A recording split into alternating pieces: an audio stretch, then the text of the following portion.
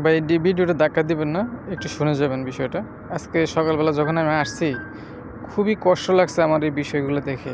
দেখেন আমি একটা কুকুরের ছানা, কুকুরের বাচ্চা, ঠান্ডা একদম এতটাই কাতর হয়ে গেছে গা, আপনার পশমগুলো শুধু হারিয়ে গেছে গা, মানে এতটা কষ্ট হয়। দেখেন কুকুরের যে মাটা, আজকে মনে হয় 2-3 দিন ওর খাবার নেই।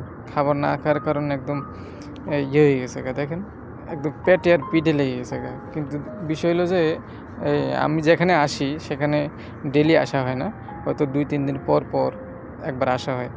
তখন আমি প্রায় সময় যদি আমার সাথে কিছু থাকে বা খাবার খাওয়ার পরে যদি কোনো বেশি খাবার থাকে বা আমার কাছে কোনো বিস্কিট থাকে বা কোনো কিছু থাকলে আমি এগুলো দেওয়ার চেষ্টা করি।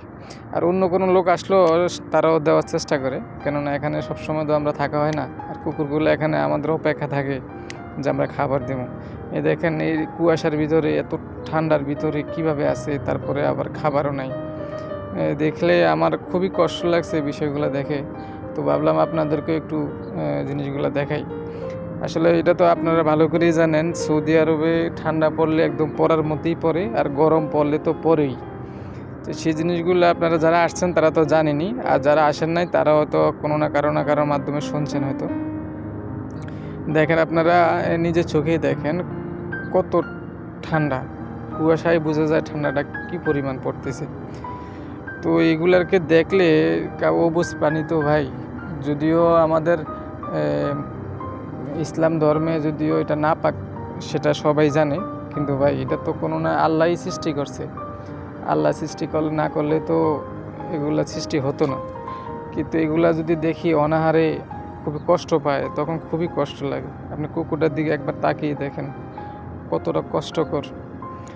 তো আমি আসলে সেই জিনিসটা আপনাদেরকে দেখানোর জন্যই যে আসলে আমরা যে যেখান থেকেই থাকি, তা আপনারা চেষ্টা করবেন কোনো একটা অবলা বা অবুঝ প্রাণী যদি কোনো ক্ষুধার্ত অবস্থা থাকে, কষ্ট থাকে, যদি আপনার যতটুকু সামর্থ্যগুলা আপনার যতটুকু করা যায়, আপনার চেষ্টা করবেন কিছু করার জন্য। কেননা এগুলা তাকিয়ে থাকে আমাদের দিকেই। আমরা যদি কোনো কিছু দেই তাহলে ওটা পাইব, বুঝছেন? যে আমরা যেরকম অনেকেই খাবার নষ্ট করি সাইডে বা খাবার নষ্ট না করলেও যদি খাবার যদি আপনার কাছে নাও থাকে, নিজে খাবারের জন্য যদি সামান্য কিছু থাকে, তো আপনি তো কোথাও না কোথাও থেকে নিতে পারবেন, কিন্তু এগুলো তো পাবে না। তো চেষ্টা করবেন ওইগুলোকে দেওয়ার জন্য। তো আপনারা এই জিনিসটা সবসময় ফলো রাখবেন যে আপনি একজনের জন্য করলে আরেকজন আপনার জন্য দাঁড়িয়ে যাবে আপনার জন্য কিছু করার জন্য।